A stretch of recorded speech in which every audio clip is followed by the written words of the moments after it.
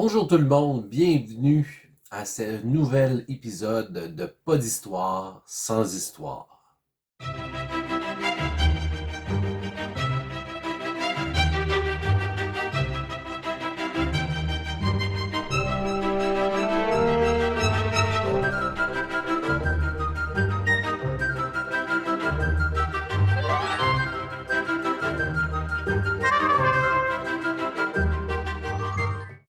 Alors aujourd'hui, on va parler des élections de 1792 suivant l'acte constitutionnel de l'année précédente.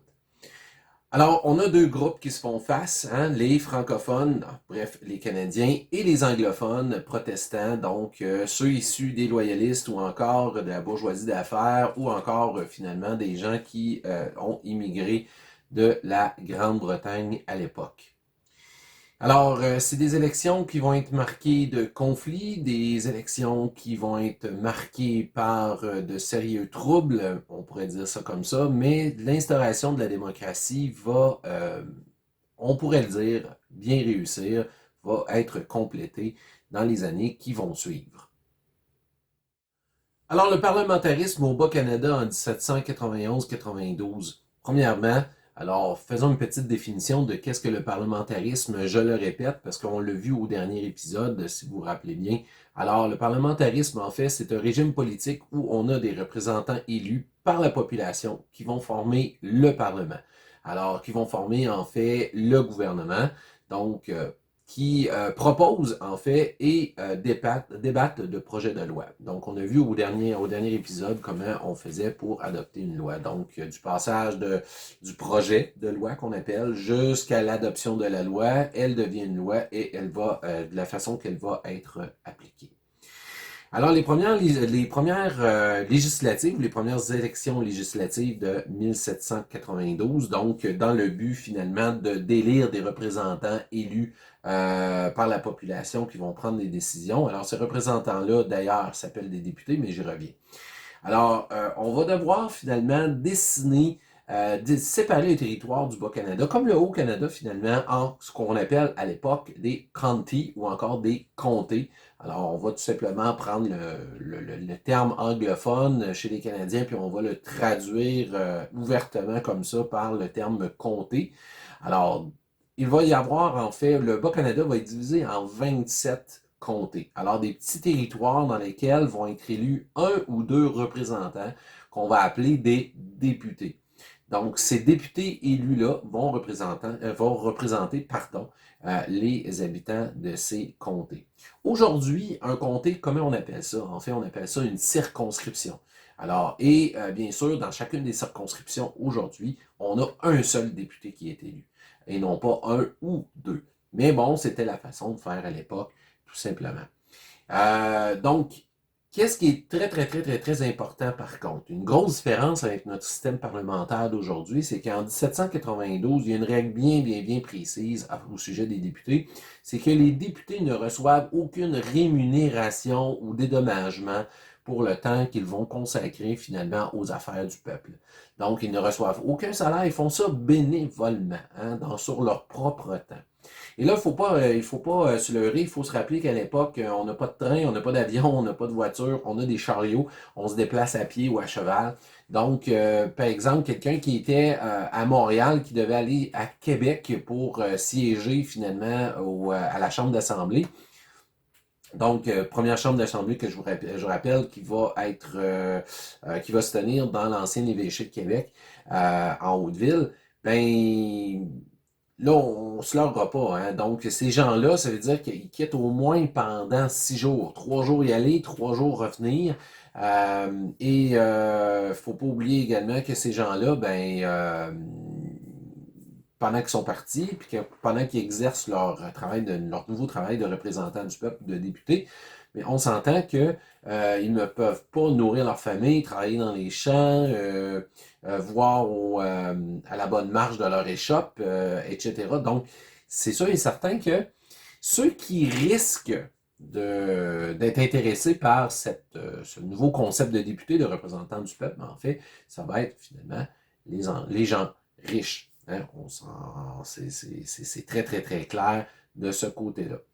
Euh, Du côté, justement, ben, qui pouvait devenir député, ben, en fait, ceux qui pouvaient se porter candidat, ben, essentiellement, ce sont les hommes de 21 ans et plus. Donc, il fallait être un homme, il fallait avoir 21 ans et plus, et les critères s'arrêtaient là. Tant aussi longtemps que les critères étaient très, très, très clairs à ce niveau-là.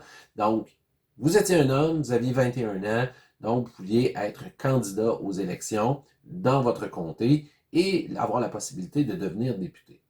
Mais prenant en compte que c'était fort probablement du bénévolat en fait, c'était du bénévolat qui allait se faire, ben, les candidats, ceux qui allaient se proposer comme candidats pour devenir député, on s'entend, ils vont être tirés surtout de la bourgeoisie d'affaires canadienne-anglaise ou de la bourgeoisie d'affaires en tant que telle. Donc, les gens qui étaient quand même assez riches et qui possédaient une compagnie ou une entreprise qui était quand même assez florissante et sur laquelle ils pouvaient finalement déléguer leur pouvoir ou leur administration là, à d'autres gens. Ou encore, c'était des gens de la bourgeoisie professionnelle canadienne-française. Donc, des médecins, des notaires, des gens qui étaient quand même bien nantis, avaient beaucoup, beaucoup d'influence dans leur milieu et donc pouvaient se permettre ce genre de choses-là. Est-ce qu'il y a eu des exceptions? Oui, il y a eu des exceptions, mais en général, ce sont des gens riches et influents qui vont décider d'être candidats. En ce qui concerne l'électorat, c'est-à-dire qui peut voter. L'électorat, le droit de vote. Quels sont les critères? Bien, premièrement, pour être un électeur avec le droit de vote, être quelqu'un qui a le droit de vote, donc qui peut aller voter au bureau de vote pour élire son député ou ses deux députés, finalement, il doit premièrement être un sujet britannique. On s'entend, dans le Bas-Canada, tout le monde est sujet britannique, automatiquement, de facto. Il faut être aussi propriétaire foncier, c'est-à-dire propriétaire d'une terre ou encore le propriétaire d'une maison. Donc ça, c'était pas le cas de tout le monde. Et ça pouvait porter à confusion parce que si on prend le système seigneurial, par exemple, je vous rappelle que le censitaire est comme dans une espèce de vide juridique là, aux yeux des Anglais. Hein? Donc, parce qu'il possède sa terre, mais il ne la possède pas en même temps. Il doit payer comme une espèce de loyer qu'on appelle une rente et le cens à son seigneur. Mais son seigneur peut lui enlever sa terre n'importe quand. Donc, mais il peut vendre sa terre, par exemple. Il peut vendre sa censive à quelqu'un d'autre. Donc, c'est comme une espèce de flou juridique, mais quand même, ça va rester. Euh, Ça va rester et ça va permettre justement aux Canadiens français ou aux Canadiens en général de pouvoir voter en tant que tel. Donc, comme je disais, sujet britannique, propriétaire d'une terre ou d'une maison, propriétaire foncier, il fallait être âgé de 21 ans et plus parce qu'on considérait dans la loi du Canada que quelqu'un devenait majeur à l'âge de 21 ans. Donc, comme vous pouvez voir, pour avoir le droit de vote à l'époque, il n'y a aucune distinction de sexe. Donc, les femmes peuvent voter si elles sont, bien sûr, propriétaires foncières, ce qui était très rare, mais n'empêche. On ne fait pas acte de la religion ni de l'origine ethnique ou encore culturelle du possible électeur ou votant.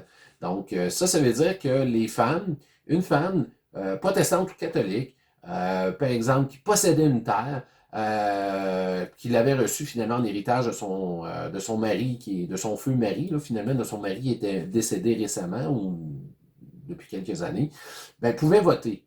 Donc, il y avait justement cette exception-là, on pourrait dire, et donc, ça va se faire quand même assez rarement, mais il va y avoir justement la présence des femmes dans l'électorat durant cette période-là. Et donc, quels sont comment va se dérouler finalement cette première élection-là? Ben, c'est justement, ça c'est une toute autre histoire. C'est-à-dire que aujourd'hui, hein, les élections se font de façon secrète. Hein? Donc, si vous avez déjà été avec vos parents ou vous êtes vous-même un électeur, parce que bon, c'est pas nécessairement juste des élèves qui vont regarder ces vidéos-là, ben, vous savez très bien que lorsqu'on va voter, du moins ici au Canada, On le fait d'une façon très stricte, hein? Alors, on doit donner son nom, on doit donner une pièce d'identité. Ensuite, on nous donne notre billet de vote. Ce billet de vote-là, on s'en va le compléter en ayant d'un grand paravent, hein, derrière, ben, finalement, vraiment en secret. On doit cocher, ensuite on doit replier tout ça, l'emmener à l'avant et devant le scrutateur qu'on appelle donc la personne qui s'occupe du bureau de, ben en fait de ce bureau de vote-là, ben on doit mettre le petit papier dans la boîte devant ses yeux et ça finit là. Et donc, il n'y a personne qui peut savoir pour qui vous avez voté. Mais à l'époque, ça fonctionne vraiment pas de la même façon. Alors, les élections à l'époque, et ça, c'était la même chose là dans les 13 colonies avant que ça devienne finalement les États-Unis d'Amérique en 1783. Alors, dans un comté, dans chacun des 27 comtés, il n'y a qu'un seul bureau de vote. Habituellement, c'est dans le plus gros village ou dans la ville ou dans la petite bourgade, petite ville ou dans la ville du coin. Donc, dans le comté de Québec, mais c'était à Québec. Dans le comté de Montréal, ben, c'était dans le centre-ville de Montréal. Même chose pour Trois-Rivières. Mais si vous étiez, par exemple, je sais pas moi, dans un comté qui était qui était entre, mettons, Montréal et Trois-Rivières, mais là, c'était dans le plus gros village. Et donc, il fallait se déplacer. Hein, puis se déplacer à l'époque, c'est pas nécessairement facile. Donc, déjà là, il y a beaucoup d'électeurs qui ne se présenteront pas finalement au bureau de vote, faute d'avoir le temps ou encore les moyens de se rendre jusqu'au bureau de vote. De plus, la façon que ça fonctionne, c'est que l'électeur ne vote pas de façon secrète. En fait, il arrive, il se présente et il doit nommer à haute voix son choix. Donc, s'il y a d'autres personnes présentes dans le bureau de vote ou encore à l'extérieur, bien, on peut entendre son choix. Et bon, on s'entend que ça peut créer certains petits conflits à la sortie de l'électeur. Finalement, d'autres électeurs qui ont voté, bah, pourquoi tu as voté pour lui? Puis bon, et ainsi de suite. Bon, des petites chicanes qui pouvaient éclater et même des foires d'empoigne, hein, des petites batailles. Donc ça, c'est pas du jamais vu dans les élections qui vont suivre en fait. Ça, on va le voir beaucoup plus tard.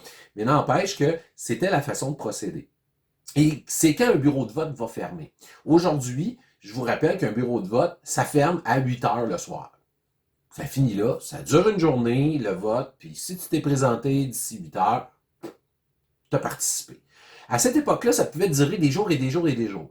Tant aussi longtemps qu'il y avait un électeur qui se présentait dans moins d'une heure, ben le bureau de vote restait ouvert. Mais si pendant plus d'une heure, le bureau de vote, il n'y avait aucun visiteur, aucun électeur qui venait voter, ben là, le bureau de vote fermait, comptabilisait tout ça et envoyait finalement ses résultats à Québec pour le décompte final. Donc là, facilement, on pouvait imaginer que, bon, là, je ne veux pas parler de malversation, là, en termes de malversation au niveau politique, mais on s'entend qu'il pouvait y avoir des petits chiffres qui changeaient à droite et à gauche. Alors, peut-être des petits fraudeurs électoraux, finalement, qui existaient dans certains comtés, surtout dans les comtés en dehors des villes, mais aussi à l'intérieur des villes. Alors, les élections de 1792, ben, les résultats vont être publiés beaucoup plus tard au mois de juin, parce que les premières élections vont se dérouler à partir du 11 juin 1792, et les résultats sont les suivants, en fait. Donc, on va avoir une majorité de francophones qui vont être élus. Alors, 34 députés francophones contre 16 députés anglophones, pour un total de 50 députés essentiellement, qui vont être finalement appelés à aller à Québec. Mais pourquoi on retrouve ces résultats-là? Mais c'est très simple. Premièrement, les anglophones, la majorité des anglophones qui vont être élus députés, ce sont dans des comtés là où il y a une forte population anglophone protestante. Par exemple, dans certains comtés autour ou à l'intérieur de Montréal. Et en ce qui concerne finalement les francophones, on va les retrouver surtout en dehors des grandes villes, donc dans les comtés un petit peu plus ruraux finalement. Et pourquoi 34 pour les francophones ou pour les Canadiens? Mais c'est très simple. Alors, il y a une majorité d'électeurs francophones catholiques à l'intérieur du Bas-Canada, ce qui explique que par choix, on pourrait dire un peu plus évident, ces électeurs francophones-là vont voter justement pour des candidats francophones qui vont être élus finalement comme députés. Et ça, les amis, ça va créer beaucoup de problèmes dans les années à venir. La première assemblée législative de 1792 va avoir lieu, bien sûr, dans le vieil évêché de Québec. Lorsqu'on va se réunir à l'intérieur de cet évêché-là, il faut avoir finalement un fonctionnement, un décorum quand même assez simple à suivre, mais qui est strict pour pas que finalement cette assemblée-là et les débats virent au chaos. Donc, comment on va fonctionner? Alors, le fonctionnement d'une chambre d'assemblée à l'époque est très simple. Premièrement, la première chose qu'on va faire, en fait, c'est toujours de d'élire finalement parmi les députés qui sont présents ce qu'on appelle un président d'assemblée ou le président de la Chambre. Le président de la Chambre, lui, est choisi à majorité parmi les députés. Donc, on vote à majorité parmi les députés. Il a le rôle de donner des droits de parole lors des séances, lors des débats. Mais en contrepartie, vu qu'il devient celui qui donne les droits de parole, ben, il abandonne son propre droit de parole. Il n'a pas le droit de se prononcer ou de participer au débat en tant que tel. Et aussi, il abandonne son droit de vote lors de l'adoption de lois, par exemple. Donc, lorsqu'il est élu finalement président de l'Assemblée, il contrôle la Chambre d'une certaine manière, il contrôle les débats, mais il ne peut pas donner ni son opinion, ni son vote.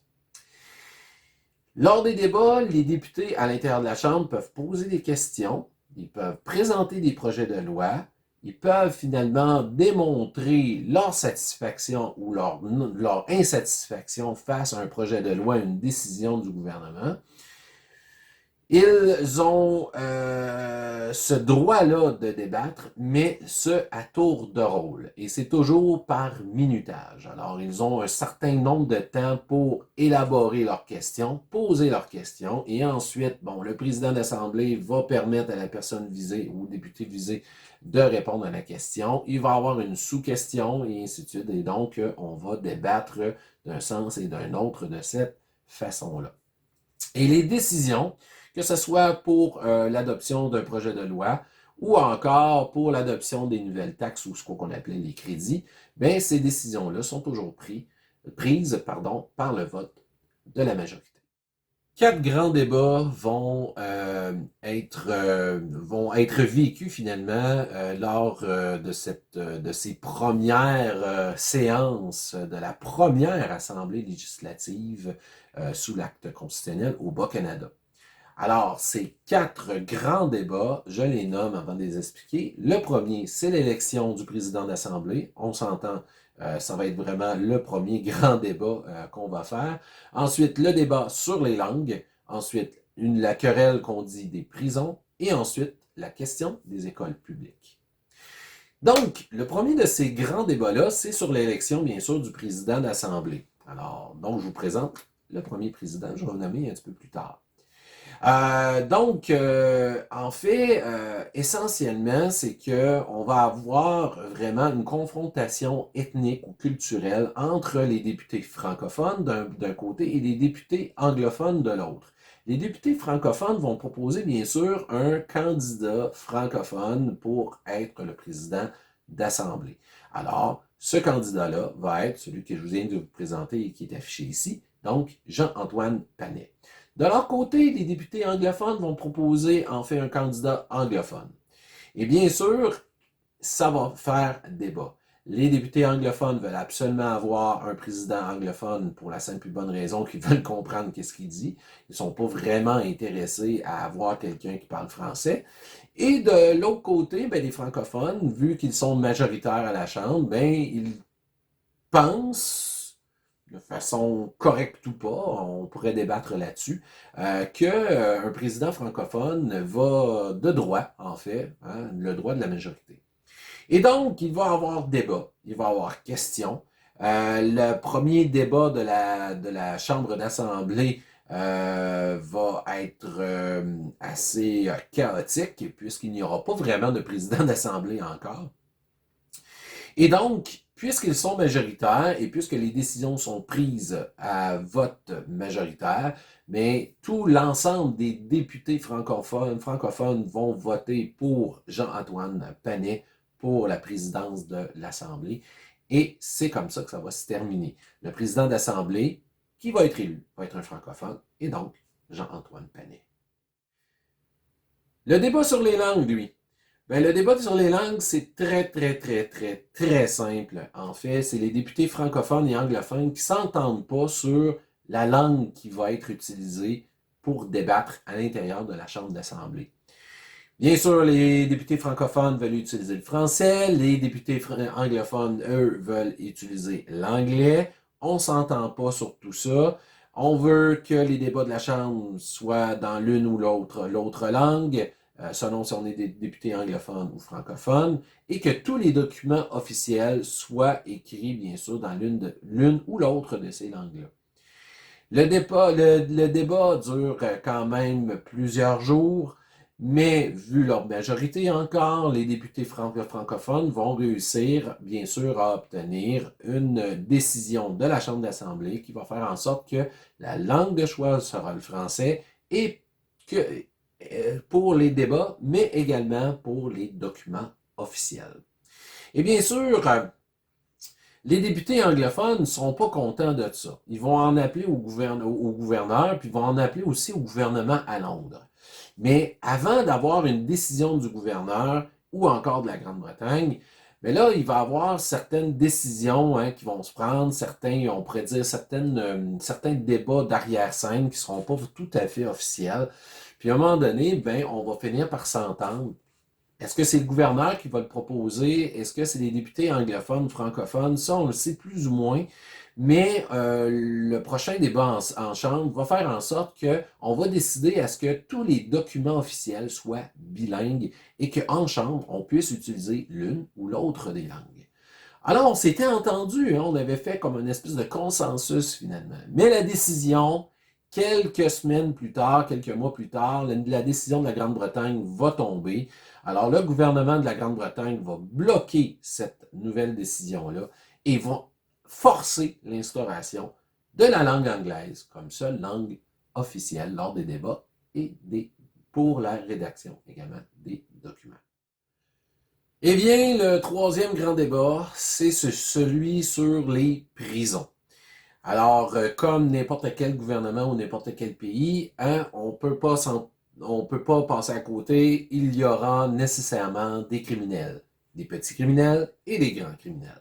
Ben, ces gens-là, lorsque à l'époque, on veut on va les sentencer à une peine de prison, ben, il faut des prisons, justement. Et les seules prisons qui sont en existence à l'époque, ce sont d'anciennes geôles qui datent de l'époque de la Nouvelle-France, ou presque.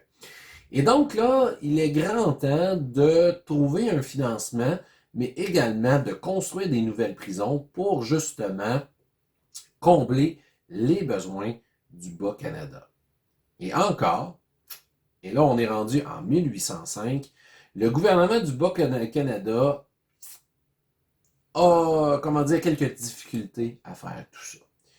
Parce qu'on doit financer la construction de nouvelles prisons, mais pour financer la construction de nouvelles prisons, la Chambre d'Assemblée doit voter, bien sûr, des nouveaux crédits, des nouvelles taxes. Et là, c'est là que le bras blesse. En fait, les députés anglophones, eux, vont proposer, ce sont les premiers, finalement, à proposer une taxe. Donc, ils vont proposer une taxe sur la vente des terres, donc des propriétés foncières. Ce qu'il faut savoir, c'est que la majorité des Canadiens francophones, je parle, des Canadiens français, possèdent soit une censive ou une seigneurie. Et donc, la majorité des Canadiens francophones sont visés par cette taxe-là lorsqu'ils vont vendre une propriété foncière. Et donc, ça fait vraiment pas leur affaire, voyant un coup bas de la part des députés anglophones. Et donc, de leur côté, les députés francophones, qui sont issus majoritairement, on doit le dire, de la bourgeoisie professionnelle canadienne-française, Mais eux, ils vont plutôt proposer de taxer les marchandises importées à l'intérieur de la colonie. Mais là, hein, vous voyez ça venir, hein, donc les députés anglophones, c'est qui au départ? Ben, c'est la bourgeoisie anglophone, c'est la bourgeoisie d'affaires anglophone ou britannique.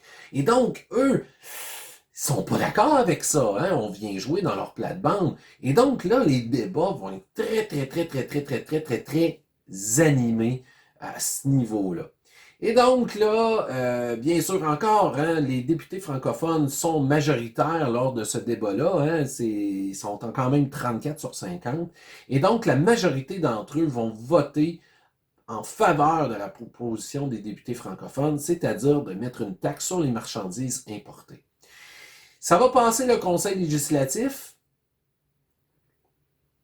Pourtant, il y a des membres de la bourgeoisie d'affaires britannique à l'intérieur, mais ça va passer le Conseil législatif et ça va se rendre sur le bureau du gouverneur.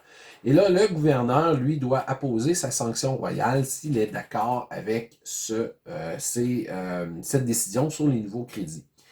Et le gouverneur de l'époque va justement apposer sa sanction royale et il va être d'accord finalement avec la proposition des députés francophones. Et donc, les prisons seront financées à même les marchandises importées par la bourgeoisie d'affaires britannique. Et finalement, le quatrième grand débat, ça va être la question des écoles publiques. Alors, qu'est-ce qu'il faut comprendre ici?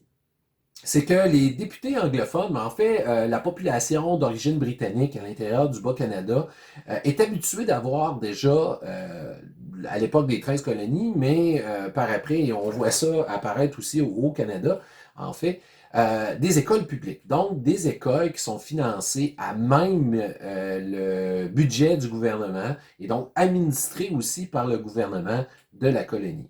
Alors, système d'école publique, on connaît ça très bien ici au Québec. C'est ça qu'on a en grosse majorité, financé par l'État, dirigé par l'État et finalement, tous les contenus d'enseignement, etc., sont proposés aussi par le gouvernement. Donc ça, on connaît ça très bien.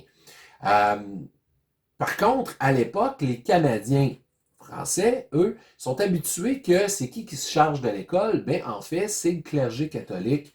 Hein? Donc, si on va dans les grandes villes comme Montréal, Trois-Rivières et Québec, mais là, c'est des communautés religieuses catholiques de femmes ou d'hommes qui vont se charger justement de l'éducation des jeunes. En campagne, mais là, ça va être un petit peu plus différent. On va avoir des écoles qui, on pourrait appeler ça des écoles de rang, finalement, qui sont administrées aussi par des membres du clergé, mais dont les enseignants, des fois, sont des jeunes enseignantes, des fois de 13, 14, 15, 16, 17 ans, qui vont se charger de ces écoles-là, mais qui vont être vraiment sous la tutelle du clergé. Et là, le clergé catholique ne finance pas les études de ses étudiants ou de ses élèves. Donc, qu'est-ce qu'il faut comprendre là-dedans? C'est que c'est vraiment pas ouvert à tout le monde. Mais ça, on en a déjà discuté, hein, du système scolaire. Donc, on sait que les Canadiens, en général, sont très peu instruits et fréquentent très peu l'école. Ben justement, il va y avoir la proposition de députés anglophones qui va aller dans ce sens-là, en fait, qui va aller dans le sens que, on voit qu'il y a beaucoup de Canadiens qui n'ont pas accès nécessairement à l'éducation, puis on va vouloir leur offrir. Et la façon de leur offrir, mais c'est de mettre en place un projet de loi qui va donner peut-être une loi et qui va mettre en place un système d'école publique gratuit pour du moins le primaire, l'équivalent du primaire, et qui va permettre aux jeunes Canadiens, autant anglophones que francophones, autant que protestants que catholiques, de fréquenter l'école et d'avoir une éducation de base. Est-ce que ça va fonctionner? En fait, du côté des députés francophones, ça va être très partagé. On va avoir, bien sûr, des députés francophones qui vont être super intéressés par l'idée. Ils vont dire, hey, c'est une excellente idée. Nos jeunes vont être instruits. On va avoir une colonie beaucoup plus instruite. Ça va développer peut-être notre économie, etc. Donc, ils sont très, ils rentrent très à cœur. Ils sont très à cœur là-dedans.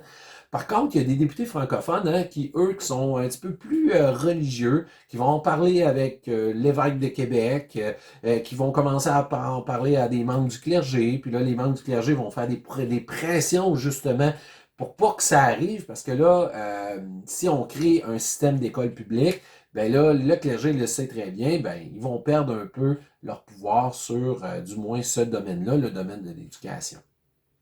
Et donc, là, il va y avoir des députés francophones qui vont commencer à déclarer haut et fort que ce projet de loi-là qui a été proposé est comme une forme de tentative d'assimilation du gouvernement qui passe par, du gouvernement britannique qui passe à travers les députés de la Chambre d'Assemblée du Bas-Canada. Et donc, il va y avoir des grands débats qui vont être lancés là-dessus. Lorsqu'on va décider de passer au vote suite au débat, ben, il va y avoir une petite majorité de députés, la totalité anglophone, mais une majorité de députés finalement francophones qui vont voter en faveur de ce projet de loi-là. Et donc, il va y avoir la création d'un système d'école publique. Par contre, qu'est-ce qui va arriver dans les années qui vont suivre? C'est que peu d'enfants canadiens vont les fréquenter. Pour toutes sortes de raisons. Dans le monde rural, on s'entend, ça va être encore la même problématique. Les parents ne trouveront pas nécessairement nécessaire que leur enfant fréquente l'école. Il est beaucoup plus utile sur la terre, donc on va le garder à la maison pour qu'il travaille avec son père sur la terre ou sa mère sur la terre. Donc, essentiellement, il va apprendre les rudiments d'un agriculteur ou d'un censitaire, on pourrait le dire comme ça. En ville, en tant que tel, ça va être surtout les enfants de riches qui vont les fréquenter. Et encore là, on va avoir aussi cette réticence d'y aller chez les Canadiens français, de peur de semer, de semer ou d'attirer la colère finalement du curé de la paroisse ou encore de l'évêque, ce qui n'était pas nécessairement une bonne chose pour eux. Alors, le système d'école publique va durer un certain temps, mais surtout du côté anglophone, protestant. Vous avez aimé cet épisode de Pas d'histoire sans histoire? Alors, un petit pouce en l'air, ça me ferait très plaisir. Alors, ça va m'indiquer que je fais quand même du bon travail. N'hésitez pas, si vous avez des commentaires constructifs à me faire, faites-le. Ça va me faire plaisir de les lire en tant que tel. Ça va me permettre d'améliorer mes petites capsules pour vous. Alors, ça va me faire très plaisir de le faire. Et si ça vous intéresse, je sais que je le mets à la fin toujours de mes vidéos, mais je veux vraiment en parler. Vous êtes un élève du système québécois, un élève de 3e, de 4e secondaire, vous êtes intéressé à l'histoire, ou encore vous êtes maintenant un adulte accompli, mais l'histoire a commencé à vous intéresser. Ben moi, je vous suggère beaucoup une autre chaîne YouTube, celle d'un grand historien, d'un grand historien qui est toujours plaisant à écouter, que ce soit à ses apparitions à la télévision ou encore grâce à sa chaîne YouTube. Je vous parle de Laurent Turcot avec L'Histoire nous le dira. Allez faire un tour, c'est magnifique. Plusieurs thèmes sont abordés, dont des thèmes qui ont rapport avec justement le programme d'histoire du Québec et du Canada qu'on retrouve dans nos écoles québécoises. Alors, merci beaucoup pour votre écoute, puis on se revoit la semaine prochaine. Bye bye.